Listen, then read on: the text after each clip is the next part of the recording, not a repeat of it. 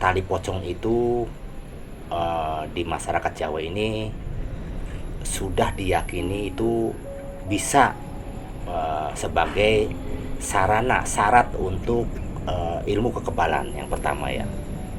Dan yang kedua bisa juga dia.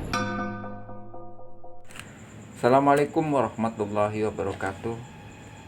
Selamat malam dan salam jumpa kembali dengan saya Kibayan dan juga dengan di sebelah saya Kang Idot.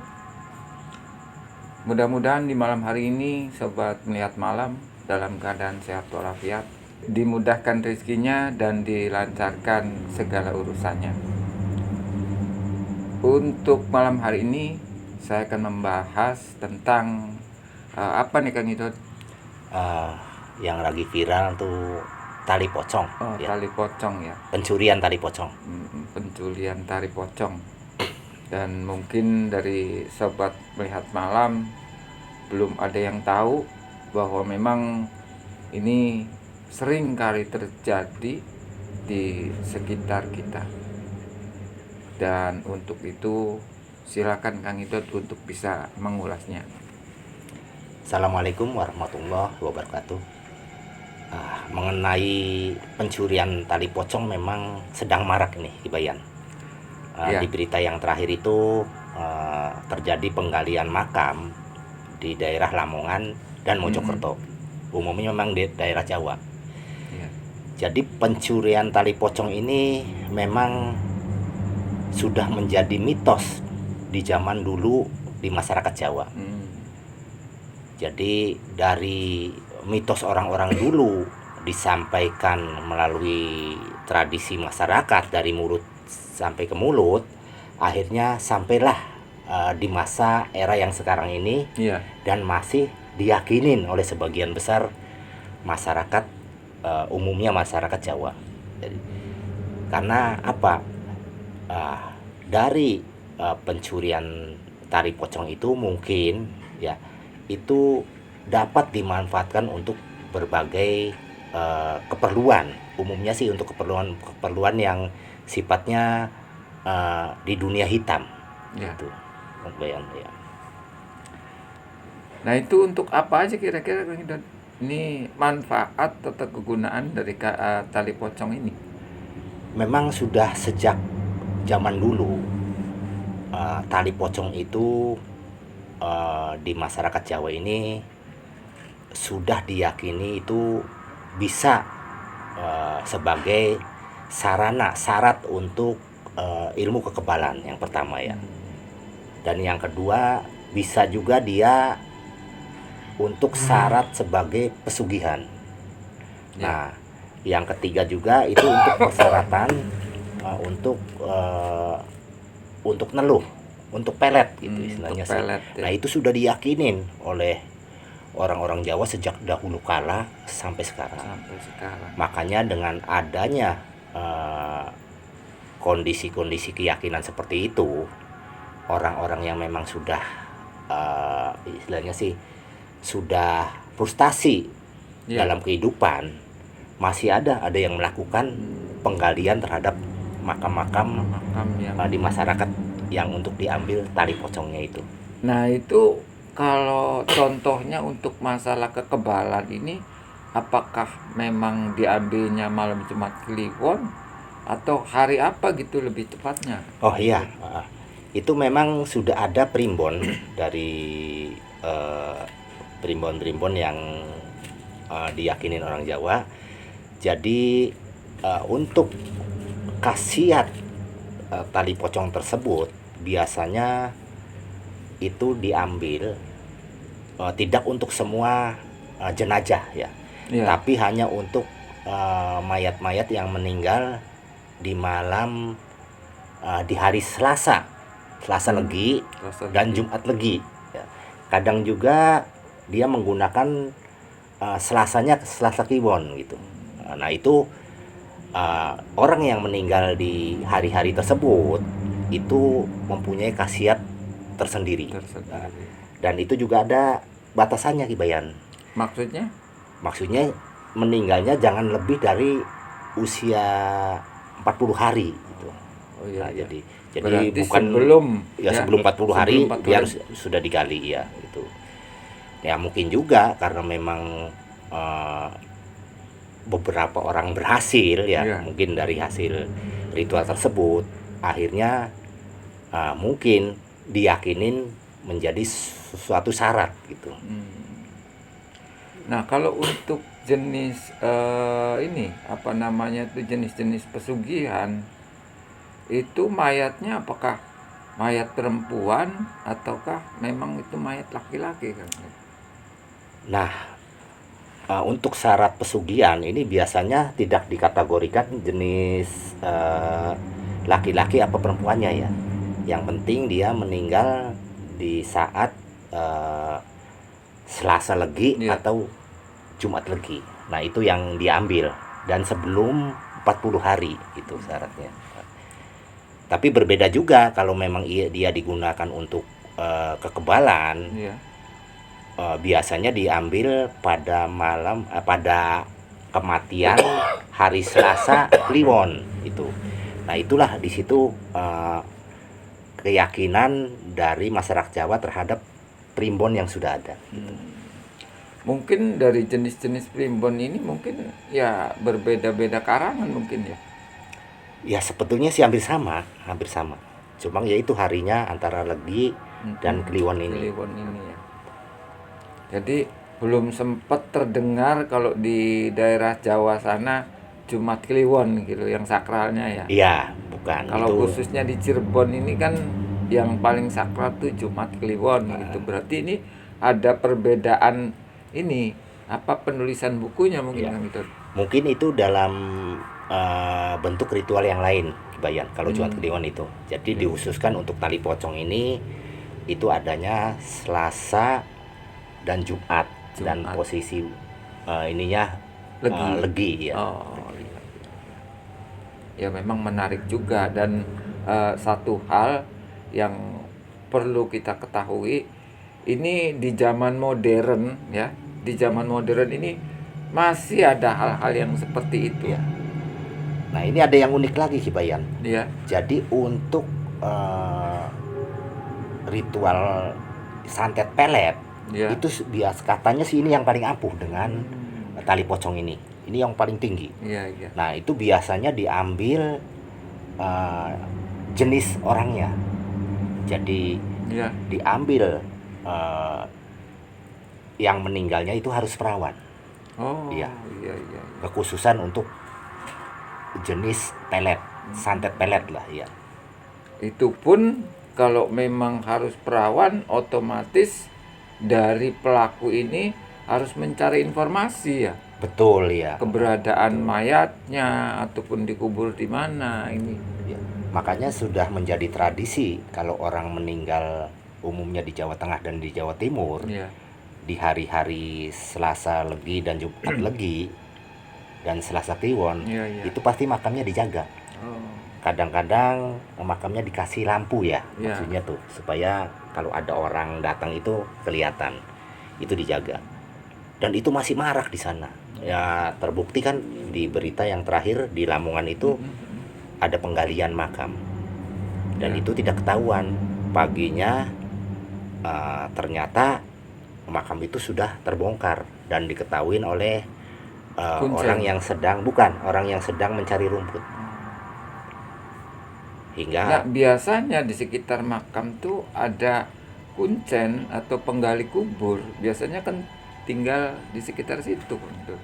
ya mungkin berbeda dengan yang di kota ya. Mungkin di daerah itu makam-makam itu kan jauh dari masyarakat di Bayan. Ya, Jadi di malam hari ya kemungkinan kuncen juga kan nggak mungkin hadir di pemakaman di Iya. malam hari ya. Nah, itu kondisinya seperti itu, dan itu sudah dilakukan orang-orang Jawa zaman dahulu Dahulu ya. dan sampai sekarang memang masih dilakukan. Nah, ini juga pernah teman saya yang dari Jawa, Mm-mm. jadi saya teringat cerita uh, di tahun 1985 waktu itu ya, teman saya uh, bercerita kepada saya. Jadi saudaranya dia kebetulan ya sebut aja namanya Yanto. Yanto itu dia penjual bakso. Iya. Nah, dia menghidupin 2 orang anak, 1 istri. Tukang bakso keliling itu kita ya. Oh, bakso keliling. Nah, karena memang kondisi waktu itu bakso keliling itu memang kadang laku, kadang enggak. Sedangkan kebutuhan rumah tangga dia harus terpenuhi. Ya. Akhirnya Pak Yanto itu pinjam uang kepada rentenir. Nah, disitulah bermula Pak Yanto akan memasukin dunia hitam nih. Karena apa? Dari pinjaman yang 2 juta itu, Iya. dia tidak bisa bayar. Karena setiap harinya bakso itu tidak habis terjual. Hingga tiap bulan terkena denda, Denda. bunga, terus menerus. Nah, dari situlah Pak Yanto menjadi Gelap mata. gelap lah. mata. Iya, mungkin. Maka dia konfirmasi dengan teman saya ini. Setelah ngobrol-ngobrol, karena saudaranya sih ya. Nah, teman saya itu hanya menyeletuk tadinya. Kenapa nggak ngambil tali pocong aja, daripada kamu terbelit hutang terus menerus. Padahal tadinya cuma gurau. Cuma karena mitos itu diyakinin juga oleh Yanto. Iya. Akhirnya Yanto mencari tahu keberadaan tali pocong itu. Dia tanya ke sana ke sini, ke sana sini. Akhirnya bertemulah dengan seorang yang menyanggupin akan mensaratin. Maka akhirnya Yanto itu nekat. Iya. Nekatlah daripada saya seumur urip terbelit hutang. Akhirnya dia mengamatin di satu desa, dari desa ke desa lain, ada nggak yang meninggal, mencari informasi yang meninggal di hari Selasa Legi atau Jumat Legi. Nah, kebetulan Pak Yanto mendapat informasi mungkin dari teman-temannya ada. Nah, jadi pada malam harinya dengan istilahnya dengan tekad yang bulat, yang penting dia tidak mau terjerat hutang lagi. Akhirnya pada saat itu hujan rintik-rintik, Pak Yanto itu seorang diri, hanya berbekalkan cangkul. Dia masuk wilayah pemakaman yang memang jauh dari penduduk. Maka digalilah makam yang memang sudah diduga itu meninggal pada hari yang sudah ditentukan mendapat untuk persyaratan tali pocongnya. Jadi digalilah. Katanya sih hampir 2,5 jam dia menggali. Itu lama banget ya. Seorang diri. Dalam posisi hujan rintik-rintik. Karena kalau hujan rintik-rintik kan semua orang kan enggan keluar rumah. Keluar rumah ya otomatis. Nah, itu yang dia ambil itu pocong bagian atas dan bagian bawah yang diambil. Nah, dari situlah Pak Yanto setelah mendapat itu dia bercerita ke teman saya. Padahal teman saya hanya gurau waktu itu. Demikian mitos itu diyakinin sampai sedemikiannya. Setelah itu dia mendatangin orang yang memang menyanggupin untuk mensaratinya. Nah, itu kibayan dimasukin ke dalam suatu pendil. Oh, si kain tersebut Ada pendil, di dalamnya diisi bunga-bungaan. Ada airnya, itu lawannya dimasukin situ. Nah, setelah itu dia bawa ke gerobaknya. Nah, itu juga ada ritual-ritual khusus maksudnya selain itu. Nah, itu teman saya bicara sama saya, hanya dalam waktu 3 bulan dia bisa beli motor, walaupun sekedar hanya uang muka dulu. Bahkan hutang-hutang dia terhadap rentenir lunas. Akhirnya dia buka kios. Yang tadinya dia jualan bakso keliling, dia buka kios. Itu sampai teman saya itu suka nggak suka karena terbukti seperti itu. Jadi ikutan Meyakinin. meyakini. Ikut sih nggak, Ya. jadi meyakinin apa benar ini memang kejadian tali pocong itu sampai seampuh itu. Gitu. Nah, disitulah si Yanto akhirnya punya usaha banyak. Jadi punya kios bakso di pasar sini, di pasar sini, sampai punya 3. Itu hanya dalam waktu sekitar 6 bulan. Nah, itu teman saya pernah bercerita seperti itu. Ya memang saya sendiri sempat punya satu pengalaman gitu deh. Itu pun hanya sekedar ya membantu untuk bisa menjaga ya dari yaitu para pencuri tali-tali pocong ini. Itu pernah di tahun kurang lebih, udah lama sekali sih ya, kurang lebih tahun 2011 kalau nggak salah. Jadi kebetulan ada satu rekan di Kabupaten Cirebon yang saya nggak sebutin ya.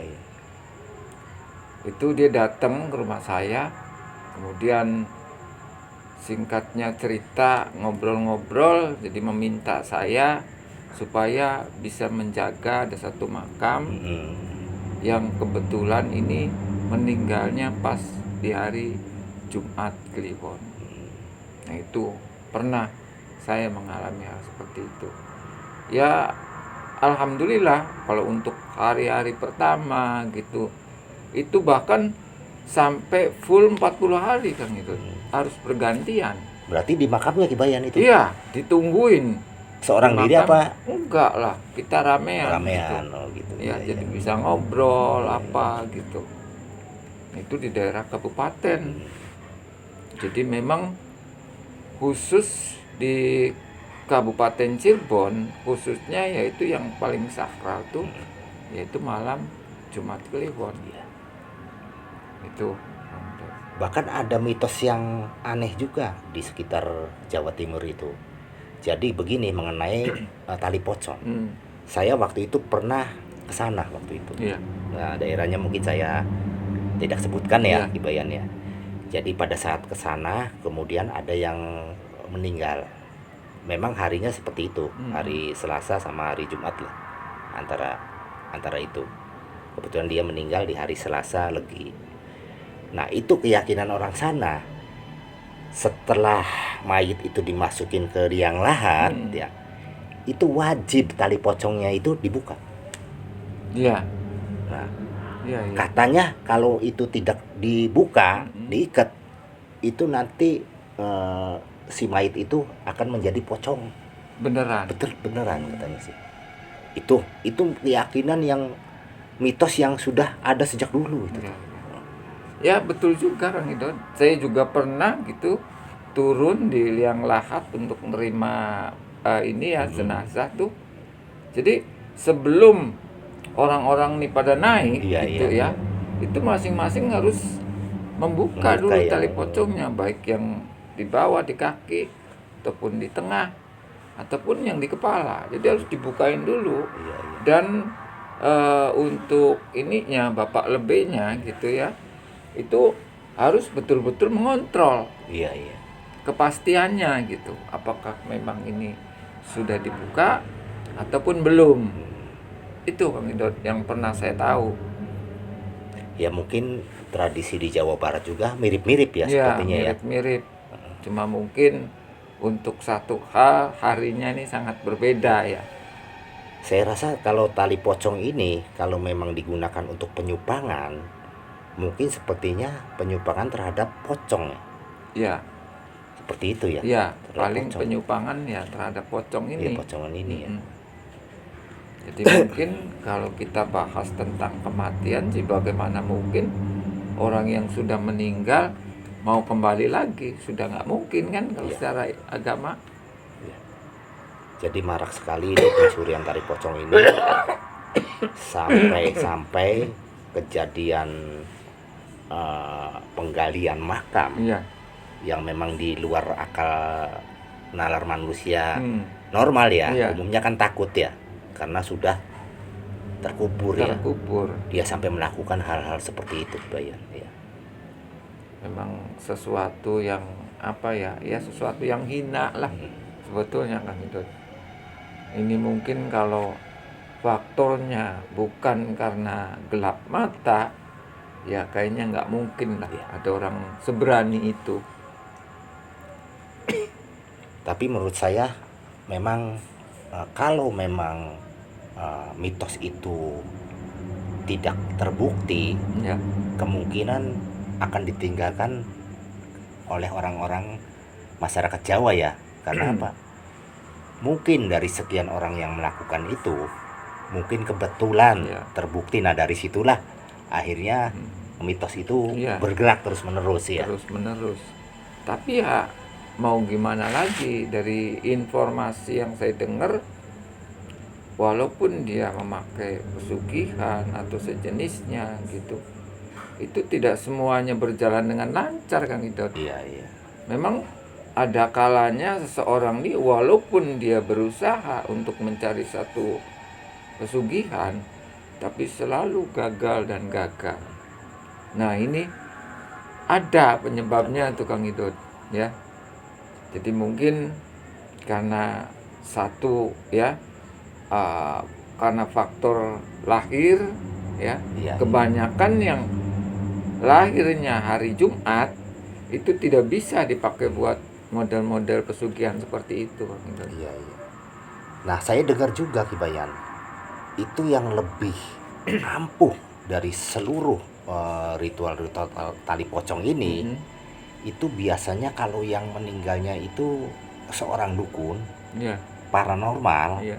apa dia memang bekas orang pesugihan. Hmm. Nah itu kalau diambil tali pocongnya, Iya. nah itu akan lebih ampuh, lebih cepat katanya sih. Nah mungkin terkait dari keilmuan orang yang meninggalnya kali ya. Iya. Apa jenis-jenis kodam yang Iya. ada di situnya ya. Biasanya kan orang menyupang juga punya Punya, kan. ya, otomatis Setelah dia diambil tali bagian pocongnya, tali pocongnya. nah dia akan berpindah. Mungkin itu ya Iya. kebayannya. Iya, mungkin seperti itu, akan berpindah untuk jenis kekayaannya. Tapi ya kembali lagi gitu, Kang Idot. Ini sangat sulit untuk menentukan dia itu telah melakukan pesugihan Iya, iya. atau belumnya tuh. Ini sangat sulit. Ya kalau orang sudah gelap mata, apapun memang dilakukan sih, informasi apapun dia akan selalu mantau. Ya seperti Pak Yanto ini. Iya. Ya. Dan saya cerita akhir Pak Yanto dari teman saya itu, Mm-mm. ujung-ujungnya akhirnya itu ceritanya tragis, Kibayan. Oh, iya. Dia terbunuh, Loh, nggak tahu siapa yang bunuh, jadi lehernya tergorok di rumahnya. dengan Mungkin senjata iya, saja. senjata betulan ya. Bisa jadi mungkin karena persaingan, Iya. apa karena memang dendam seseorang, apa memang karena isu-isu. Tapi kalau menurut saya, kalau hanya sekedar bentuk pesugihan gitu ya, ya bagaimana mungkin hal seperti itu sampai orang berbuat nekat, kan nggak mungkin kalau tidak ada clash secara Iya. pribadi ya. Ya Iya. mungkin dari mulut ke mulut, namanya orang terkena informasi ada orang pesugihan, pasti persaingan sesama pedagang Iya, akan iya. marah, Mbak ya. Nah itulah hukum masyarakat, Iya. di mana dia menghakimin seseorang itu disinyalir punya pesugihan, pasti ramai-ramai akan dibantai. Memang hal-hal seperti itu kita tidak bisa ini sih ya, artinya tuh terjunnya nggak boleh setengah-setengah sih ya. Permasalahannya tuh ada buntut atau ada ekor belakangnya gitu masalahnya tuh. Iya, jadi susah. Makanya kan yang saya ketahuin dari teman-teman saya juga kan yang di sini di Cirebon, bahwa penyupangan di era sekarang itu mengikuti kondisi-kondisi yang terbaru. Jadi pernah teman saya bicara bahwa kalau kita nyupang, apapun penyupangannya, mau tali pocong, mau apa, itu kita tetap sholat di masjid.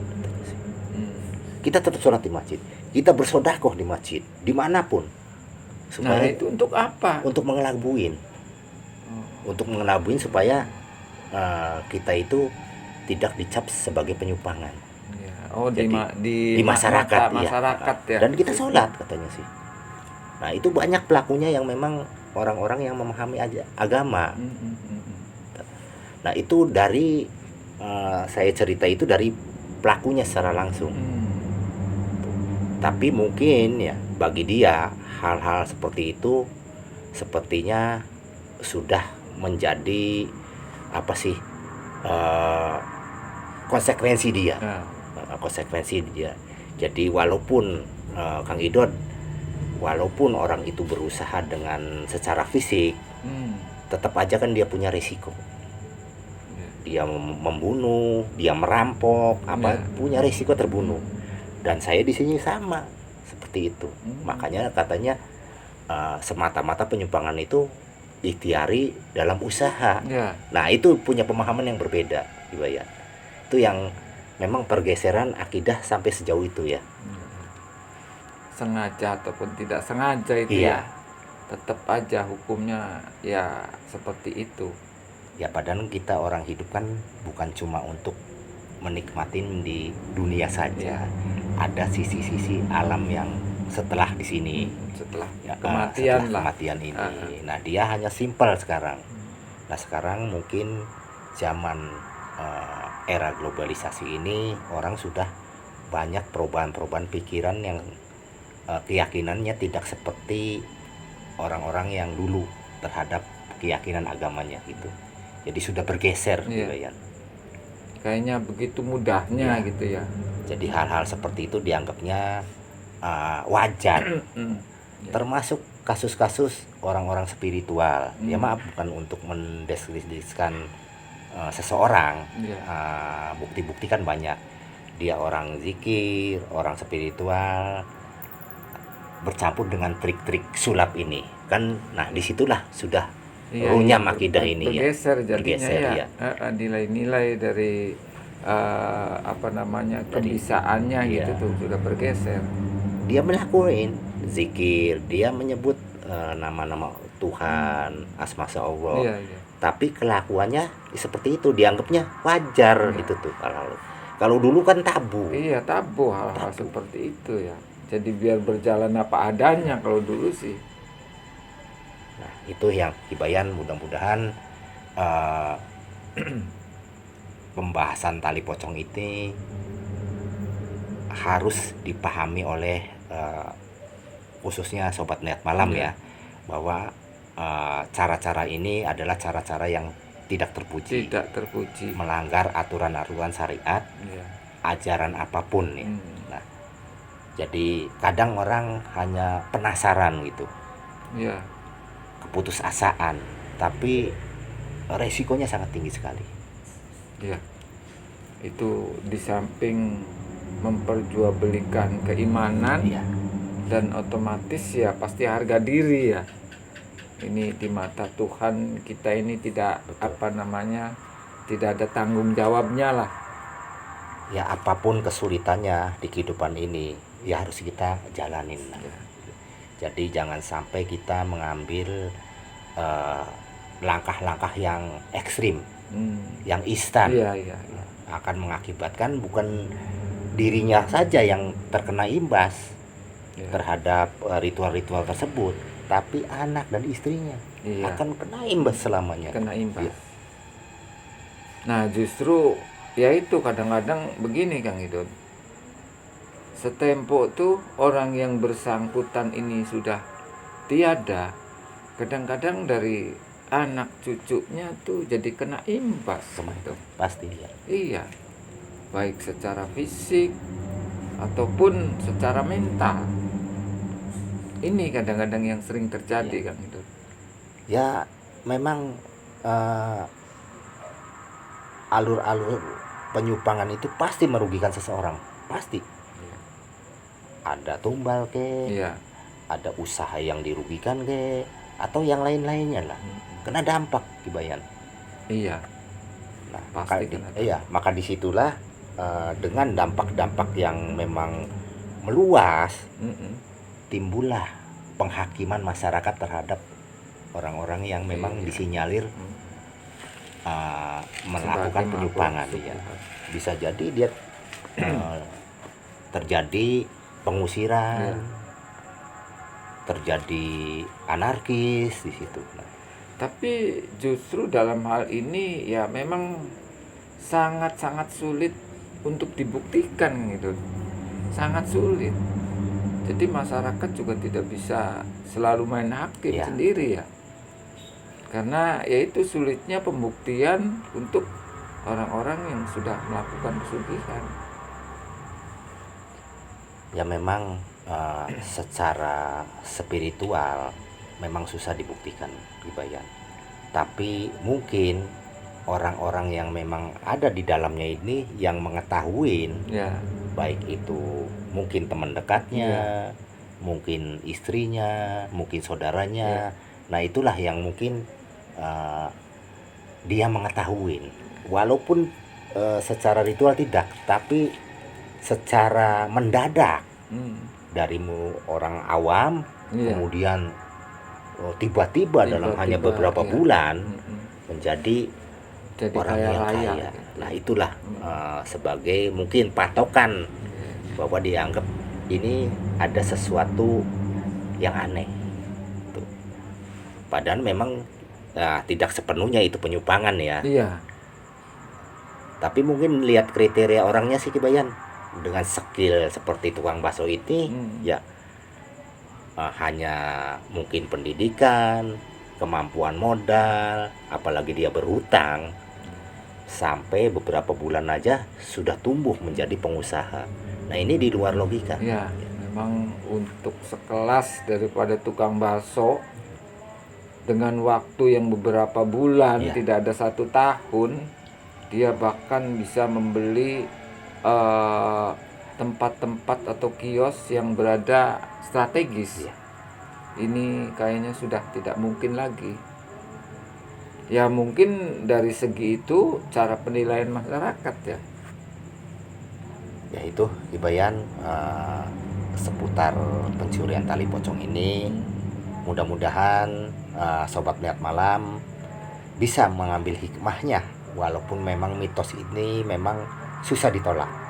Tapi apapun resiko dari kehidupan kita ini, baik itu kesusahan, kesulitan apapun, ya sebaiknya kita bersabar ya, dengan ikhtiari yang normal saja ya. Memang kalau untuk hanya jodoh, mati dan rezeki itu hanya Allah semuanya yang tahu ya. Jadi kita sebagai manusia ya nggak ada yang tahu. Cuma saya berpesan kepada sobat melihat malam ya. Jadi cobalah kita berpikir secara jernih. Dengan kejernihan kita memiliki akal, insya Allah pergunakanlah dengan baik. Saya kira ya cukup ya Kang Idut ya pembahasannya untuk tali pocong ini.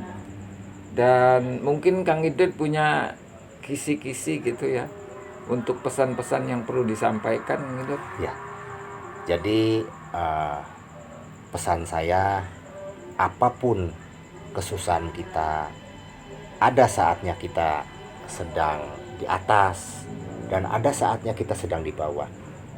Nikmati saja kehidupan ini sesuai dengan alurnya. Banyak ritual yang memang diridhoin oleh Tuhan.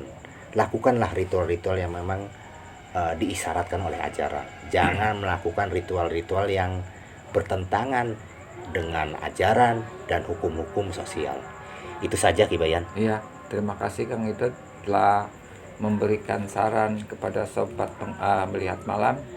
Mudah-mudahan pembahasan tentang tali pocong ini bisa membawa satu berkah kepada kalian semua. Kurang lebihnya saya mohon maaf. Demikian, Assalamualaikum warahmatullahi wabarakatuh.